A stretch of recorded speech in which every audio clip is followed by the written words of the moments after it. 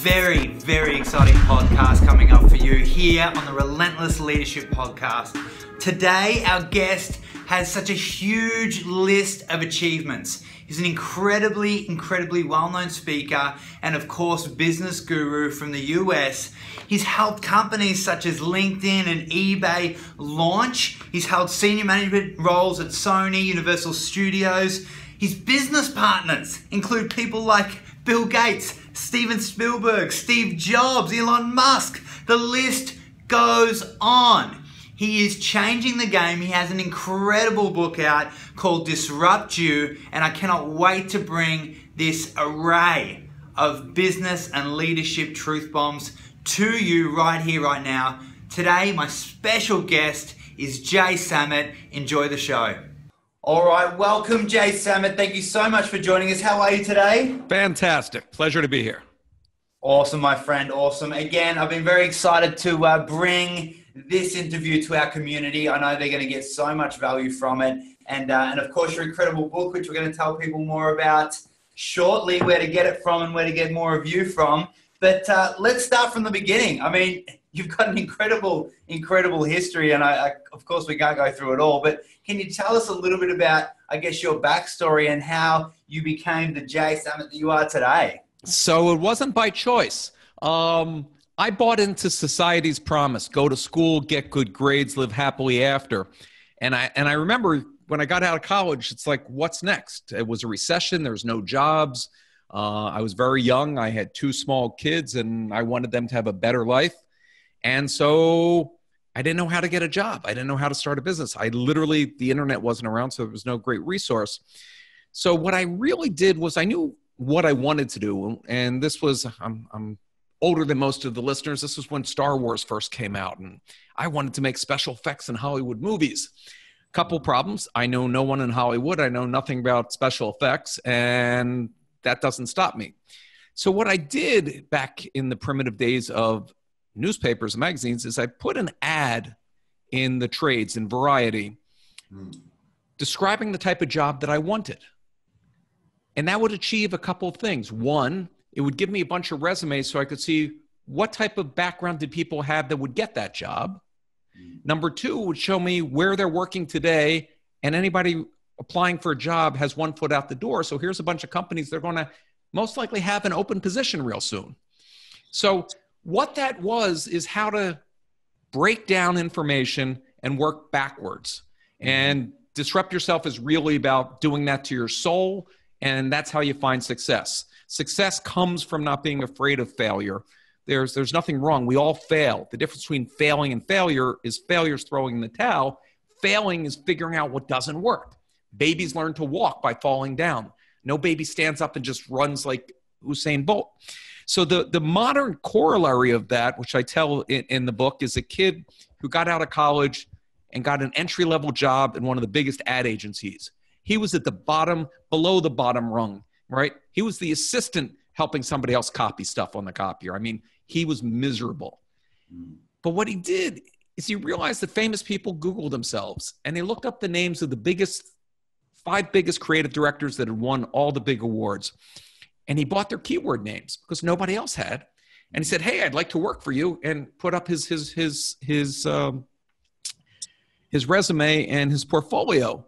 3 of the top 5 brought him in for an interview. 2 of the top 5 offered him a job. He made 3x his salary, cut about 20 years out of climbing the ladder, and his total investment was $9. Wow.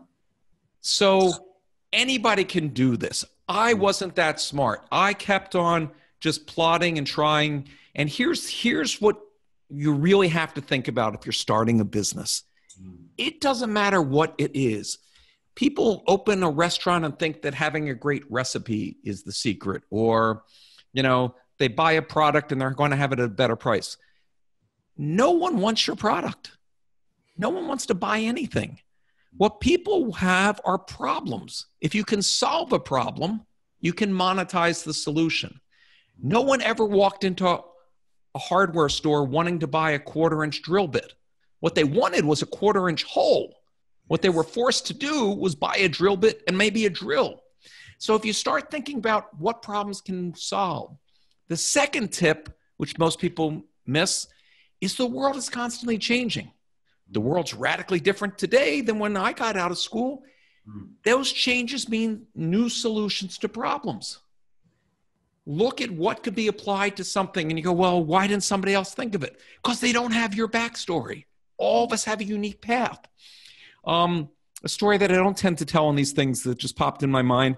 There was a undergrad at Stanford, this about 10 years ago. Everybody was doing some .com, some app, some amazing thing. He could care less about technology. He was going to go into Wall Street, but he did fall in love and he went to buy a diamond ring. And it pissed the living daylights out of him that he couldn't get an honest price. Everybody had to haggle. There's no transparency. You don't know what's going on. And there was no place on the internet to buy diamonds. So he went to a local store and said, if I make this webpage, can we figure this out? Make a long story short, today, Blue Nile is the largest seller of diamonds in the world, bigger than Tiffany's. He made a dual-sided marketplace, much like what I did with eBay, where anybody can blindly put up their inventory. So he has every diamond that's in the market anywhere in the world. He solved a problem. You're in traffic today. Wait a second. Telstra knows where my phone is, and they know where the other guy's phone is. Like how I made that local? So why not have the phone company tell one guy to go left and the other go right? Well, that was two kids in Tel Aviv. The company was called Waze. Without doing a penny in revenue, they became billionaires 12 months in. I teach how to build a high-tech startup. I had two students that did $150 million the first year. Now, it's tough when I have to sit down with parents and go, yeah, your kid really should drop out of college. He can always learn later. University likes getting that, $50,000 a year out of the parents. But the point is, you have to solve something that somebody else isn't. So the best advice that I ever got, be the best in the world at what you do or the only one doing it. Because if you're the only one doing it, by definition, you're the best. So I hate competition. I never go into any field where there's anybody there. I'm the first guy on the beach with the flag. I'm probably the dumbest person, but I'll work hard. I'll figure it out. And by the time the competition comes, here's the silly thing. A lot of people wonder why, especially in tech, these companies spend hundreds of millions of dollars buying companies that haven't made any money because they're late to the game. And their CEOs were afraid to take the risks and miss their quarterly numbers investing in some new thing that might not pay off. So they'd rather overpay. So you can get in and get out and let them figure out how to make it profitable. You've made your 100 million and you go on. And as I write in Disrupt Yourself, and if you look at my life, I've done this again and again and again. I had a little ad tech company that was looking at nobody clicks on banner ads. Nobody likes that. The whole thing is a scam. What could I do to get somebody to do it? And we figured out this thing called value exchange, which is I could find a moment when you're irrational with time versus money. You're sitting in an airport, you want to get on Wi-Fi, they want to charge you $15 or watch this ad and get it for free. Everybody will watch the ad or you hit a paywall. We got this up to where our average CPM, cost per thousand, for advertisers like Microsoft and Sony and Procter & Gamble was $1,000, the highest in the world, which suddenly gets you noticed, which suddenly gets other people are going to become my competition. The first person you will educate in business is your competition. So I did like the blackjack dealer, hands up, hey, first offer that comes in. 18 months after we started, sold for $200 million to News Corp, Fox. Wow. That's what you got to do. And it works for any business. So there's somebody listening right now who goes, yeah, but I'm not in tech. Yeah, what's the first thing you did when you woke up and the last thing you kissed before you went to bed? And it wasn't your lover, it was your phone, okay? You are one click away from 7 billion customers. You are in tech. Your eyeballs are living there every day. You don't have to know how to code. You, Andy, and every listener have written more code than Steve Jobs, who built the most powerful, largest corporation of all time. Woz was the tech genius. Steve was the mouthpiece. Make sense? Oh, absolutely. I mean, there's so much gold in just that first section. I can't believe it. But I love so many points. Number one, it is super inspiring, and I guess it's fair to say, and would you agree that there has never been a better time in history to start a business or be an entrepreneur. Would you agree with that? Oh, absolutely. So here's a couple of things that make it so great right now. First of all, that being able to be one click away from 7 billion people, that infrastructure was set up for you. It doesn't cost you a dime to tie into it. Yeah. Number two, there are no gatekeepers stopping you from getting the capital that you need. There's crowdfunding. There's ICOs and crypto currencies. There are VCs, private equity. Most people don't have a good idea, and most people are too lazy to follow the good ideas that they do have. So you've got a head start. If you've got problems in your life, by the way, you're halfway there to being a great entrepreneur. Problems are obstacles. They're opportunities in disguise. If you can solve a problem in your life, there's probably somebody else that has that same problem. And you look at most of the things that have really just taken off, they solved simple problems. We're not trying to make anti-gravity boots here, okay? I tell the story in the beginning of the computer era.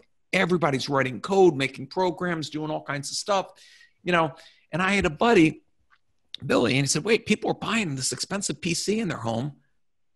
That's probably the most expensive thing after a car that they own. I'm going to make plastic dust covers to go over their computers. And back in the 80s, people literally put a plastic over their thing. It was, you know, don't touch it. It's a $2,000 thing. And then when Windows came out and people had a mouse, he said, oh, I'll make a plastic mouse pad. He never learned how to use a computer and sold his company to Rubbermaid for over $100 million. Back when $100 million was a lot of money. Yeah. So I didn't go to the right schools. I didn't grow up, you know, with the silver spoon. I'm a working class guy. And if you would have told me that dozens of my friends would become self-made billionaires, I would really want to know what you're smoking. Because it's unbelievable. And this year, 2 more buddies joined the $1 billion club. Wow. One of them got into crypto, was talking to me about crypto 2011, 2012 on Bitcoin. I didn't get until 2013. And he didn't invent it. He didn't write the code. He realized that if it works, it's going to be astronomical. And if it doesn't, what did he really risk? And it's really overcoming your fear of failure. It doesn't matter what other people think, okay? C students tend to create the biggest companies in the world. It's not the A students. Absolutely. I so agree with that. And is it true that you're dyslexic, Jay? Yeah, so I was the kid that, you know, the teachers didn't have high hopes for, but wanting to mask the fact that reading was a challenge, anytime there was a group project, I would volunteer to be in charge, and I delegate all the crap that I didn't know how to do. And then I take charge and take credit for the work at the end. That is great training for being a CEO. I've created, you know, top video games, apps that are used by billions of people. I haven't written a line of code either. But you figure out how to put the pieces. Here's this secret that nobody will tell you, and it's in Disrupt Yourself, you know, 10 times. There's only 2 things you need to succeed: insight and perseverance. I can teach you how to get insight, and we can talk about that. Perseverance has to come from your soul. So I'll tell you something that isn't in the book. I've been very lucky. The book's I wrote it to pay back and pay it forward to everybody that helped me into society needs more entrepreneurs. They're the job creators. That's what holds the glue. That's what makes a middle class. That's what makes peace and stability on the planet. And we don't teach it in school. So that's why I did it. And it's in 8 languages. And I've heard from people in over 100 countries. And I've been humbled by how it's changed people's lives. But occasionally, I'm one of those guys, you get the one negative email, it outshines the 10,000. You get that one email that says, hey, Jay, I really like the book, but I could never do this. I can't do it. And if I would see him, I'd take the book and smack him on the side of the head and go, yes, you can. So what I decided to do, and I haven't talked about this yet, so your first time, Andy, on a podcast, is I decided I was going to do my version of Pygmalion or My Fair Lady or Trading Places, whatever's your touchstone of culture. I was going to find a couch surfing millennial and mentor him for 1 year and take him from making, you know, a substandard living wage. This happened to be a kid that grew up, his parents on welfare. He was on welfare. And can he become a millionaire in 1 year? Well, we just hit the 6-month window and he's already at $700,000. Wow. Now, Wow. I didn't introduce him to friends. I didn't rig the game. Okay. All that I did was challenge and mentor his assumptions. The same thing that anybody can do with what's in Disrupt Yourself. I mean, it's really, so we're going through this, we're chronicling it. I'm going to have a book coming out in 2019 that walks people through the same process. I've done it with college students because they were forced to sit in a room with me. But now anybody can do it. There's nobody stopping you. You are. If you think you can or you think you can't, you're right. It's as simple as that. And I know you talk on your show about, having a growth mindset and the power of positive thinking. The science backs it all up. If anybody would get to meet me, I'm not some tree-hugging hippie from California. I've run major corporations. I've been a public CEO. But I will tell you that all the science says, when you start off your morning and you look in the mirror and you say a couple positive affirmations, you light up the synaptic nerves in your brain, and that starts making chemical reactions that make you feel good. And when you feel good, you think positive things. When you're in a negative funk, you couldn't see opportunity if it walked up to you. So by starting off, and I start off every day with today can be better than yesterday, and I have the power to make it so. And those two things suddenly make me see the world as tremendous. And when you see the world that way, you see opportunity. And when you start functioning on that, now it takes practice. There's going to be down days. There's going to be struggles. There's going to be challenges. But there is no sunrise without darkness. So it's part of the process. And when you want to give up, when it really sucks, when everybody's making fun of you, and, look at how far you've come. I will tell you, I've sat on a lot of boards of, companies that everybody listening use all the time. And to a company, I can tell you when we sat in a board meeting, said, should we pull the plug on funding this thing?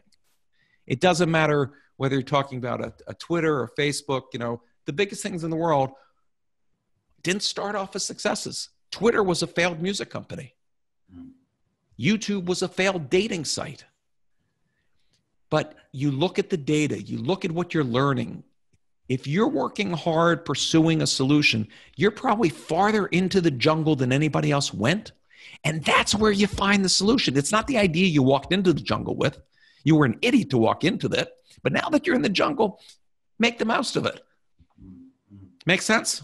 Oh, absolutely. I love it. You're getting me jacked. You're getting me excited. I love it. So, Jay, again, everything you said is so spot on. And I'm going to touch on a few of the points here because there's just so much gold in there for everyone listening right here, right now. You just talked a little bit about resilience, and something I talk about is relentless optimism when you're starting a business, and sort of how important it is to have that in order to overcome, I guess, all those barriers and challenges that you have, especially in the first 12 months. And I just want to get your opinion on this. Of course, the how-to of business is so crucial, and the logistics and the strategy and tactics, of course. But would you agree that, I guess the mindset that you go into business for your first 12 months, especially in that really hard growth stage, is probably the most important thing that you need to just constantly remind yourself and focus on in order to drive you forward through all those challenging moments?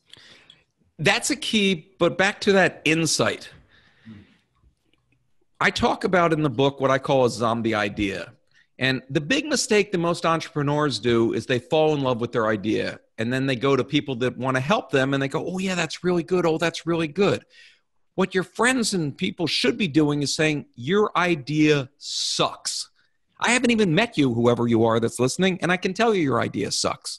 Because every raw idea hasn't been fully formed, all the details and moments. So what you want to do as early as possible is find real likely users and ask them why this sucks. What doesn't work? Why wouldn't this solve? What am I not seeing? Because all the versions that you can do between your two ears cost nothing. You're not burning through capital. If you raise a bunch of money and open your business and do everything, and then you learn what sucks, you go out of business. So one of my favorite stories on this is the number one business that fails is restaurants. Everybody opens restaurants for all the wrong reasons. Okay. I make the best fried chicken, right? You know, whatever. Has nothing to do with it. So a guy looked at it the same way that we teach in Disrupt Yourself. And he said, here's why restaurants fail. One, too many items on the menu. So if somebody doesn't order, you know, the salami, there goes your profits. So he said, I'm going to open a restaurant with only 3 items on the menu. That's it. Second one is people eat at the same time. So everybody's there at lunch and dinner. So if you sit 2 people at a table of 4, you can't monetize those 2 chairs at a time when you need to. So he said, I'm going to make full tables only, which means people are going to have to sit with strangers. And if there's not enough people to fill a table, you're going to have to wait, which means the bar tab goes up. So now this sounds absolutely insane. He's solved for all the problems except one, which is why would anybody in their right mind go to a restaurant with 3 items on the menu when you got to sit with strangers? So he brainstormed. And for the past 30, 40 years, Benihana's has been a hit. It's a tapioca. You sit down. The guy's an entertaining chef, and it's a fun thing to do. But he didn't open and say, I'm opening a Japanese restaurant. He opened and said, how can I make a restaurant that won't fail? So do that with any of your businesses. Why do things not work? What can you improve upon? You know, everything, all the answers are out there.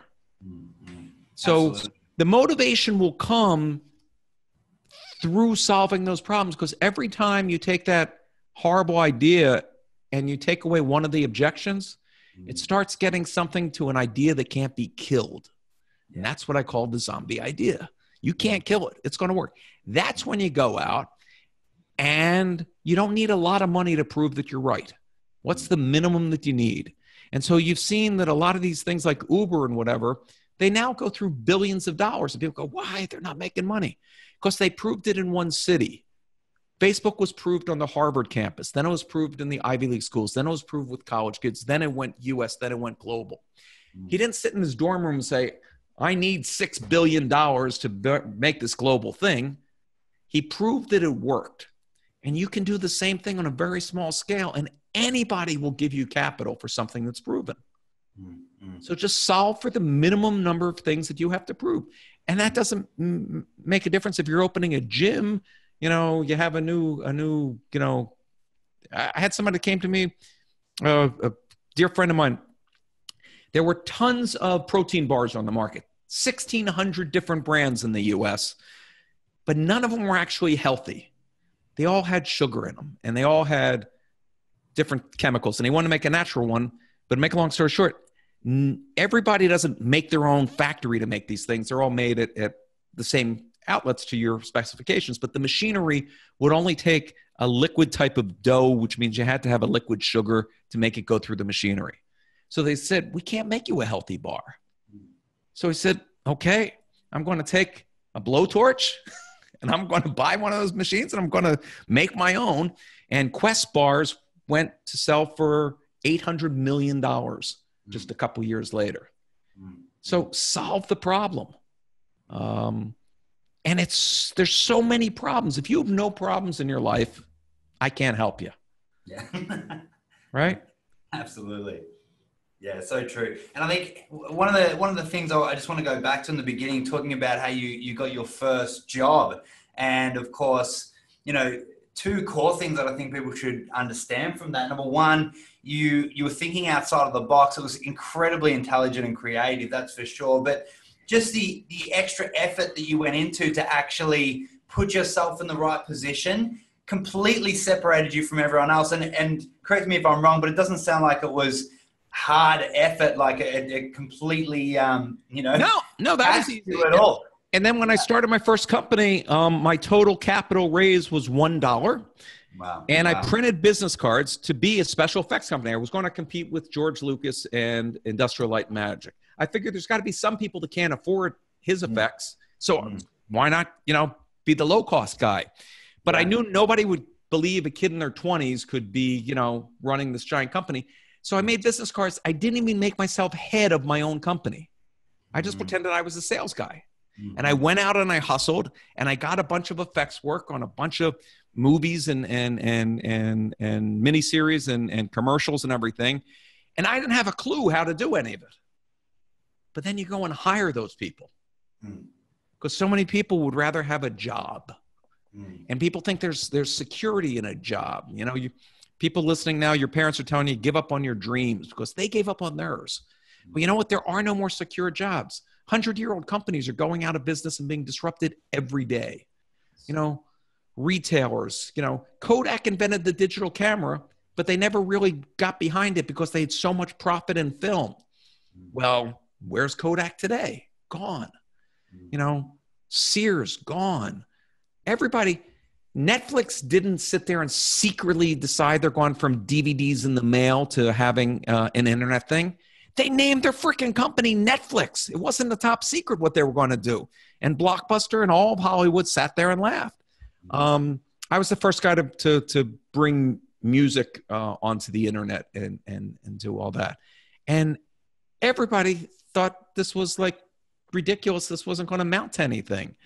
And it didn't take long. And in 1999, the industry globally went from a $40 billion music industry to a $20 billion music industry. So disruption isn't about slow change. It happens overnight. Airbnb. How many hotels do they have? How many land do they have to have? How many employees do they have to have? Right? No, they just take the money and handle the transaction. And they're the number one person in putting people in bed at night. Uber owns no cars. I mean, and you look at Alibaba, you look at Amazon, you look at people that are focused on solving for the consumer. What's the great consumer experience? And I'm totally obsessed with augmented reality. So today, the average person in the developed world spends 5 hours a day looking at their phone. Phone's going to stay in the pocket. Your regular glasses that'll look as normal as what you have will now give you a heads-up display to life. So it can filter things. It can tell you where the nearest restaurant is, tell you whatever you need. That's the opportunities. That's $1 trillion industry that's going to happen over the next 3 years. The guys that are making the glasses, the people that are making the firmware, they're not solving for anything. It's like Steve Jobs and Apple came up with a smartphone that used apps. They didn't make all the apps.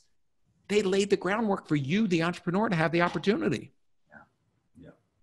I mean, how many minutes of thought? I don't know if OpenTable's down in Australia, but it's an app for making reservations at restaurants. So instead of having to remember each restaurant's number or this or that, you just go on the app and tell them the time and the thing, and your reservation's done. Yeah. That wasn't rocket science, right? Made people very, very wealthy. Yeah, very true, very true. I mean, the possibilities are endless, and it's exciting to hear the passion, obviously, that you speak about it with, because, I mean, you see this firsthand and you deliver these results every single day. And I guess a core part of that is a concept you talk about of OPM, other people's money. Yeah. And I guess I want to share with the listeners out there right now, you know, how have you leveraged that, or how would you suggest other people leverage that? And also, what sort of mindset do we need in order to truly leverage that? So let me explain the concept, because it turns out that's everybody's favorite chapter in the book. OPM, in my definition, is this. You're launching a business. You can raise money by giving up some of your ownership and some of your control. There's a lot of negatives with that. You can max out your credit cards and get yourself in financial harm. I did that as a 20-something-year-old. I do not recommend that. Or I'm about to tell you that there's people that will give you money, millions of dollars, and they don't want a penny back. Let that sink in. There's people that will give you tons of money. And by the way, somebody in Australia just did this and wrote me a wonderful email. I'll tell you, they got the OPM in this case from Google. So you're going after with your business some market. Let's pretend it's senior citizens for a second. You're making some product for senior citizens. Well, there's a whole lot of other companies that want to reach those same people that have no freaking ideas. And your idea is a cool one that'll make them look cool. So they will spend money with you because it's good for their brand. They'll open up their list of their customers. They'll do whatever. So what comes out of that is you get to ride their coattails to do this. So I've done this time and time again. So The biggest one I ever did was McDonald's was having a rough time after there was a movie called Super Size Me that said, if you eat McDonald's for 30 days and nothing else, you get fat and die. And their sales were going down. So I said, oh, here's a company with a problem. I have a music website. If you draw a Venn diagram, there's absolutely no overlap, except people that listen to music also eat. So how do I make it an overlap? So I told McDonald's I'd make them cool, and we'd come up with a thing, buy a Big Mac, get a track.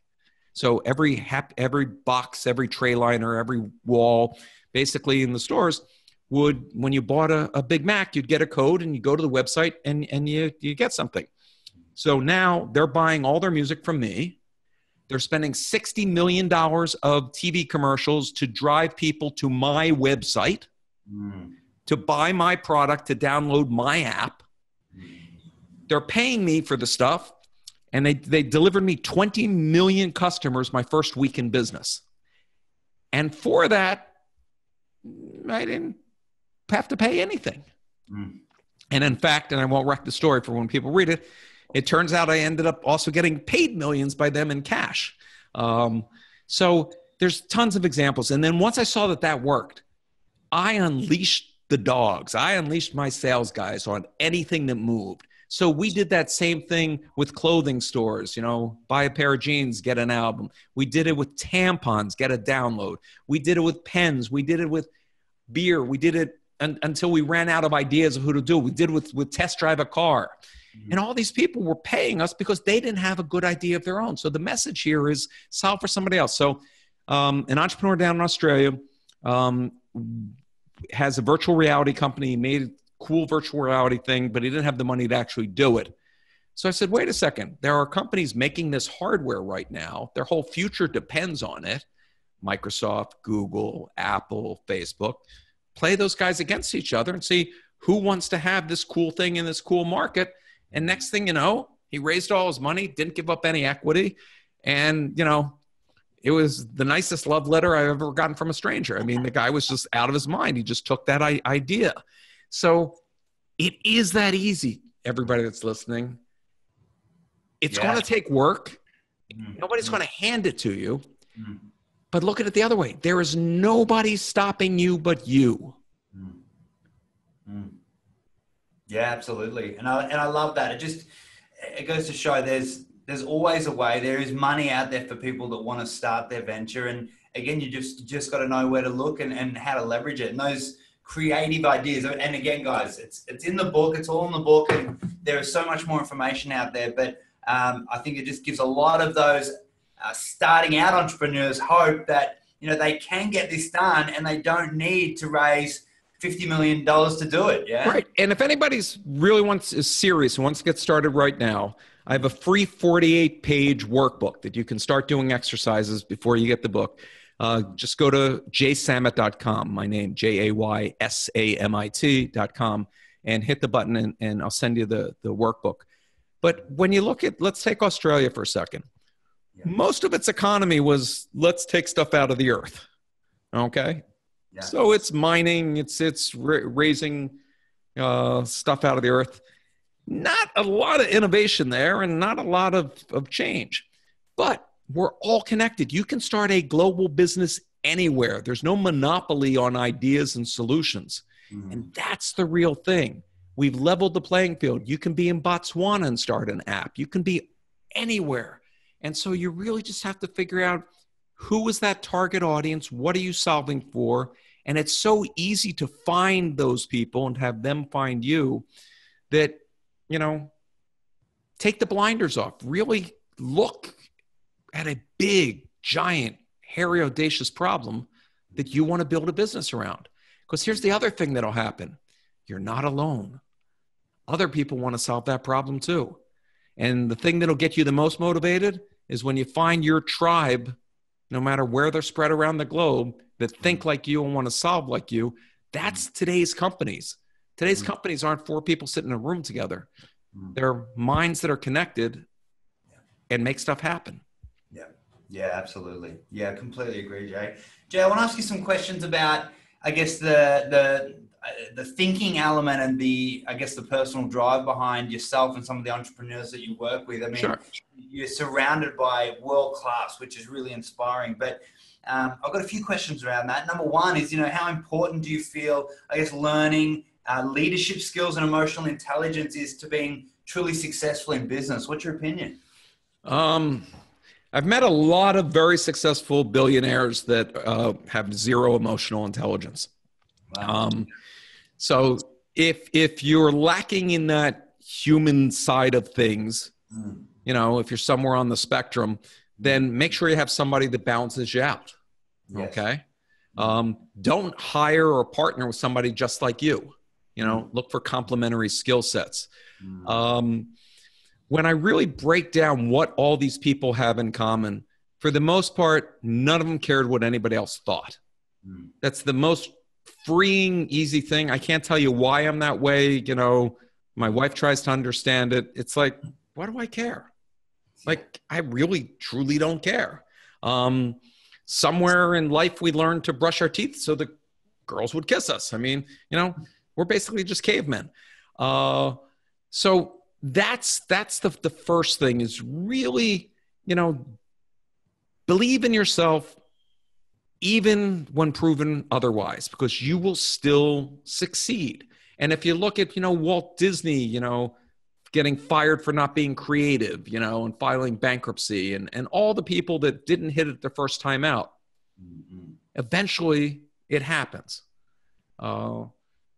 My first time out, I maxed out my credit cards. I did everything. I had the greatest product in the world. And my competition was making lottery machines for the state of California. My competition handed a suitcase with $50,000 to the guy whose decision it was. And the FBI happened to get it on videotape, so I found out this later. But surprisingly, he got the contract. I didn't know any of this. I'm like, his product sucks. I'm now broke. I was completely broke. I fly back to LA. I'm completely dejected. And I can't even afford to take a cab home. So I'm trying to figure out how to do it on a bus, and there's nobody giving me information. The lady at the information desk is gone for the day. And I go, wait a second. I just made this machine that can sell lottery tickets in all these different languages. It could tell you all this information. It could sell you plane tickets. It could do all this stuff. And today when you go to an airport, there's tons of kiosks and there's no little old lady sitting there anymore. That moment of being dejected, being pushed against a wall, forced me to look at my own product through different eyes. What else could I do with this failed thing? And most of your big inventions were failures in other areas. And just the slightest pivot, the slightest tack, and you get the wind in your sails. Yeah, so true, so true. Absolutely. So number one, don't care what other people think. That's definitely a common trait. And of course, I love that point, always hire to complement your own skills. It's so freaking important, right? And the other thing is have a purpose other than money. Now, we all have needs that want to be met. And I will tell you, having watched people make insane amounts of money, after you get your needs met, having more of it doesn't make you happier. What does make you happier is having a purpose. I believe the purpose of life is to live a life of purpose. Why are you here? What can you accomplish? We don't get to live forever, but what we create and what we solve can live forever. We can make a mark on humanity, and that's really exciting. So make a product that makes a difference, and you will find more passion and resolve in solving a problem for others. When, I was passionate about giving back and getting the internet into U.S. schools. There was no internet in any of the schools. I'm like, this is insane. Let's figure out how to do this. That was one of the most fun things. Right now, I'm on the board of a company that we're figuring out micro credit for the 2 billion poorest people on the planet using cryptocurrency in a wallet. And it'll literally lift hundreds of millions of people out of poverty. Wow. And we're not doing it as a charity. It's a business. But using these tools to solve giant problems, that gets you excited. That takes you out of the humdrum. Because otherwise, think about how insane this is. If you're at a job that you hate, you gave up a day of your life, a week of your life, a year of your life. One day you're going to wake up and look back, and you gave up your life. The unless you believe in reincarnation, God bless if you do, you got more shots. But if you're like me and you're pretty sure you're only getting one shot of this, why would you give up a minute of your life, of this precious gift, for something that serves no purpose and gives you no joy? Yeah. Yeah. Why? It makes no sense. The biggest regret that you'll have at the end of your life, go talk to your grandparents, go talk to senior citizens, is not for the things that you tried and failed at, but for the things you failed to try. You will have regrets your entire life of, why didn't I when I had the chance? When I didn't have kids and mortgage and braces and bills and whatever. The worst that'll happen is you're back to where you are right now. But that never can happen, because you'll be back with more knowledge from having tried. You will have grown as a person. The most valuable asset most of us have is between our ears. So we should be investing in it. You know, I had friends that went and wrote letters to famous people and said, I will work with you for a year for $1 just to learn, you know. And if you can get access to knowledge, if you can achieve something, it is the most wonderful experience that you can have. And by the way, it's more addictive than crack, because once you're empowered and realized obstacles are just perceived as obstacles, there's nothing that can't be done. I mean, when Elon Musk sat down to me and said, life on this planet is over, I'm going to colonize Mars, did I think he was insane? Yeah. Did I disagree with him? No. And he's going to put people on Mars in our lifetime. That's big thinking. Absolutely. Absolutely. So what do you want to solve? What do you want to cure? You know, when Bill Gates retired, somebody went to him and said, you know, you could give a bunch of money to charity, la-di-da-di-da. But what if you took your same brains and energy and really went after wiping one disease off the planet? No one's ever done that. And he leaned in at that point. He goes, no one's ever done that. And he was hooked. And the Bill and Melinda Gates Foundation not only has solved getting polio off the planet in every corner, but to make refrigerated vaccines be able to get to places without refrigeration, all the things in the supply chain that had to be invented. It's just like the moon mission. It invented a whole bunch of new technologies and companies for wide range of things, because you were going deeper into the jungle, both metaphorically and in reality, than anybody ever had. So you're solving new problems. That's what's exciting. Absolutely. Absolutely. I mean, you just mentioned some incredible entrepreneurs that you've worked with. Elon Musk is one. I mean, I know that you yourself and you're surrounding yourself, always have, with some amazing entrepreneurs. Who's a real standout, I guess, game-changing entrepreneur that just, I guess, you admire, or that you think is one of the best in the world, and why? And then I'll piss off everybody else that I don't mention. The one that I truly felt was a mentor to me was Richard Branson's partner, Ken Berry. Nobody knows who he is, because Richard was out front and Ken was keeping the ship going in the back. A very humble, bright man. But when he was my boss, he was the kind of boss that anytime I hit a problem, I didn't have to go, oh, this ain't working. I don't know what I'm doing. It was, I don't know what I'm doing. Help.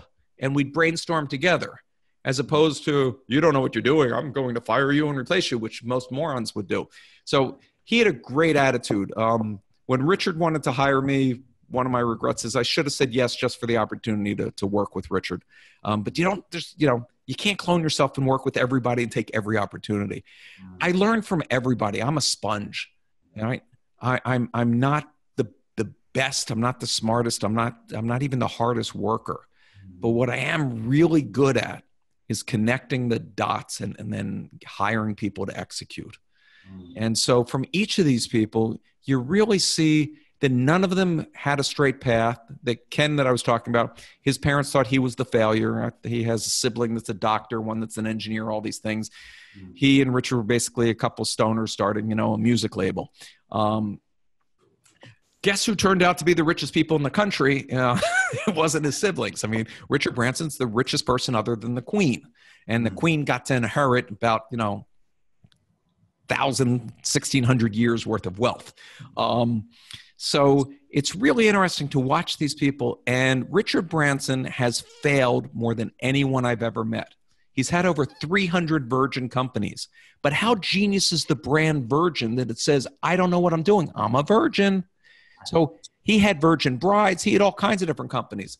But he's not afraid to try. And when he gets it right, he's built billion-dollar companies in 6 different industries. No one matches that record. I have another billionaire friend that just on pure ego, he didn't want to die only having done it once. He didn't want anybody to think he was lucky. So he said, I got to find a different industry and build up another billion-dollar company. And we got the company up to somebody offering 600 million. He said, no, I got to do the billion. I go, I think you've lost touch with what $600 million is, right? But it's really interesting because when you see these people before they're rich and famous and after, it doesn't change. It amplifies what they're able to do. Assholes are rich assholes, and nice people become rich, nice people. And, it's really interesting, but everyone can achieve it. That's what I'm now convinced. And I've seen it in dozens of countries. I've seen it all over the world. Yeah, it's amazing. I mean, you spoke about Richard Branson, failed so many times, failed more than anyone that you know of. And of course, I guess that's a common pattern. And on the flip side of that, as an entrepreneur, you need incredible, relentless resilience. Would you agree to continue to move forward? Number one, do you think that's a core trait that you see in yourself and other successful entrepreneurs? And number two, how can the people listening out there, I guess, build more resilience so they can push forward past any of the failures? In being truthfully honest here, I never really thought about that word until my editor at Macmillan for Disrupt Yourself said, you're really resilient. And I'm like, really? I didn't think about it. I'm not resilient like, some guy in the movie, he's the last one in the foxhole and there's, 20 Germans coming with machine guns and he's going to, Rambo them. I was like, I had 2 small sons. They had to eat. I didn't see it as resilient. It's like, I don't have a choice, right? We're down to our last dime. I maxed out the last credit card. I have to make this company work. I have to figure it out. I have to do it. And, those years are way past and had a lot of success since then. But that becomes ingrained in you that no one can force you to give up. So that is resilient. I guess I was forced to grow to be resilient. Nobody chooses to have that skill. You hope that you don't have to, grind it out, but eventually you will. I've seen some people get really lucky too, and those kind of piss you off. You go, because you can't control timing. You don't control the world. You can see where it's going. You can get ahead of it, but you have to wait. It's like surfing. You have to wait on that board and have enough staying power till the world catches up with you. Because I thought I'd be getting video onto computers back in the 1980s. I was doing it, and I didn't realize nobody had a computer yet. Then I didn't realize people didn't understand what the internet was. And by the time all the dots were connected, I was at the center of this thing that a bunch of friends had all created all these companies. But I didn't think it was going to take my whole lifetime to get to where we are. But now once you see what it is, every new idea you can see really, really quick. Reid Hoffman, smartest guy I've ever worked with, founded PayPal and LinkedIn, and he's now on the board of Microsoft and sold LinkedIn for $20 billion. He's also behind Facebook and Zynga and a whole bunch of other companies. He's one of these guys that can literally look past the horizon. He can see where it's happening. He can do it, and he can play that long chess game. And that's not a gift. That's a skill that is refined with experience. So the more that you spend out there solving for the future, the more that you'll see the patterns. And it's just like surfing. You can see the swells coming. You can see augmented reality is going to be huge. Is it a year out? Is it 2? Wait a second. This one just bought a company for $2 billion. This one bought a company for $2 billion. Magic Leap raised a couple $1 billion. All these guys aren't spending billions and billions of dollars for something that's not going to hit the shore. Where's my piece? Where can I focus on? Should I make a piece of hardware? No, I can't compete against those guys. Can I figure out one app that everybody will want? Absolutely. Right? Is it an app that probably already exists, but not in that form?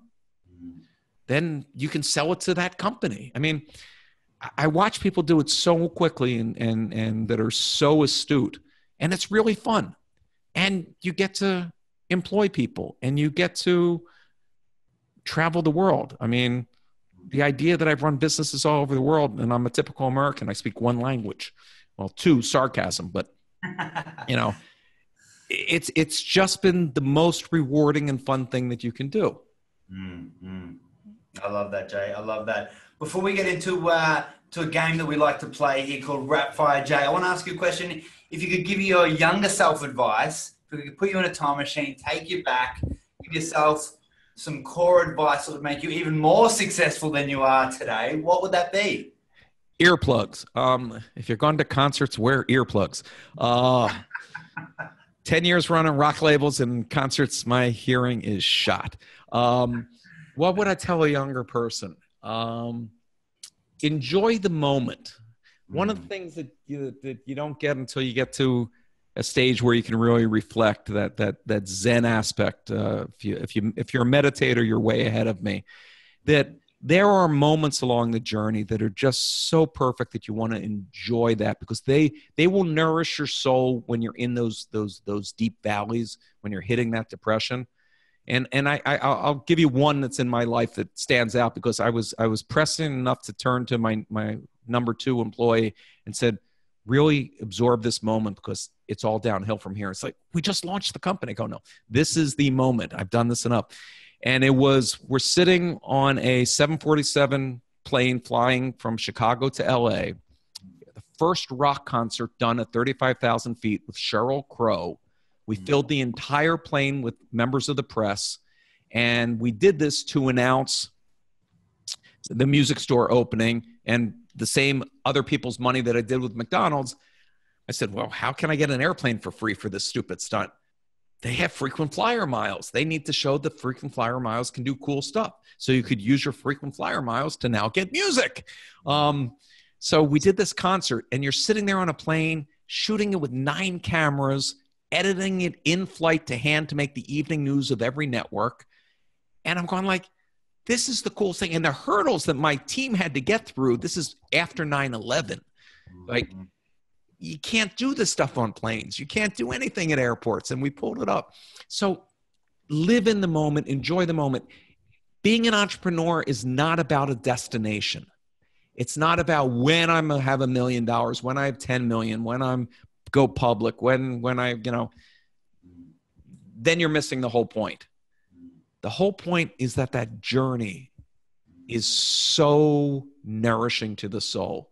You are creating things of value. You are changing people's lives. You are solving problems. And they don't have to be, curing cancer. I love that I live in a time where people are willing to spend $200 million to make a movie to entertain my ass for 2 hours. I mean, how amazing is that? Somebody spent years of their life and $200 million just so I can laugh for 2 hours. I mean, we live in an amazing time. You want to create those things for others. And, that drove me to, the most rewarding thing I've done, and I didn't expect it, was writing Disrupt Yourself and hearing from people and hearing their stories and hearing how they took one page, one piece of knowledge and turned their life around. And it's just humbling. So if you're listening to my voice, if you've never gotten an Audible book, your first one's free. If my voice and my accent isn't driving you crazy, 9 hours of this in your head, you will believe you can kiss the stars. I mean, I will get you pumped up, not out of false praise, but out of the actual God's truth. You can achieve what you believe. If you can conceive it, you can believe it, you can achieve it. I love it, Jay. I love it. All right, my friend, we're going to play a game called Rapid Fire. Are you ready? Uh-oh. Okay. As you know, as an entrepreneur, you've got to think quick, and I know you're absolutely going to kill this. I'm going to say a word, and I want you to just say the first thing that comes to your mind, and we're just going to plow through it and have a bit of fun. We're good to go? Do my answers have to be one word, or can they be? It can be whatever you like. You just speak from the heart, all right? Okay. Here we go. Work. Fun. Stage.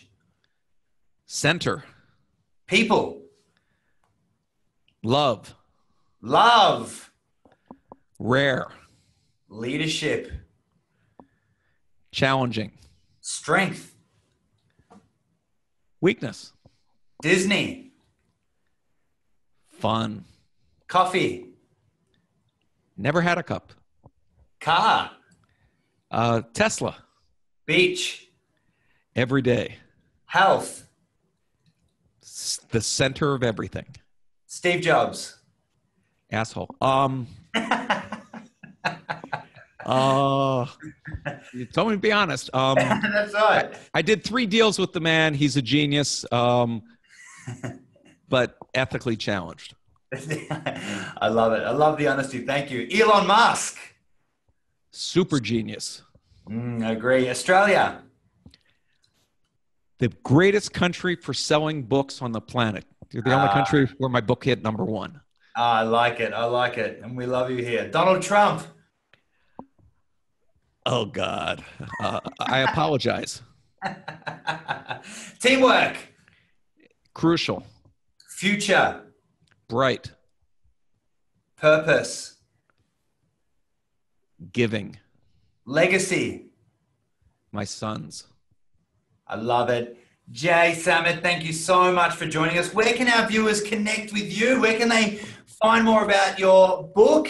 And of course, I believe you've got some awesome resources on your website as well. Is that correct? Yeah. So Disrupt Yourself or Disrupt You, depending which country you're listening in. It's the same book. Different publishers did different thing. It's in 8 languages. You can get it wherever you get books, Amazon, etc. There's an audiobook on Audible. I have it.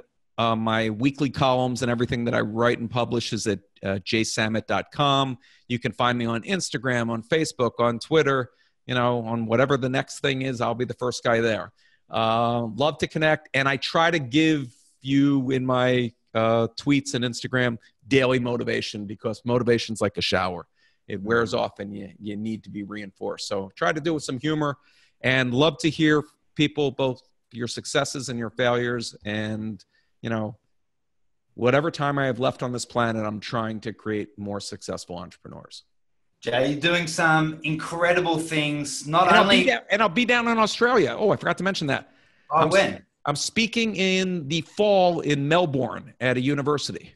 Ah, beautiful. I am from Melbourne, and I will definitely be there. I'll definitely put that up on the site and have a link below this video as well, so everyone can see there. Jay, again, thank you so much for joining us. It's been an absolute pleasure. Keep fighting the good fight, my friend. You are changing the world, and I cannot wait to see what you do over the next few years. Take care, my buddy.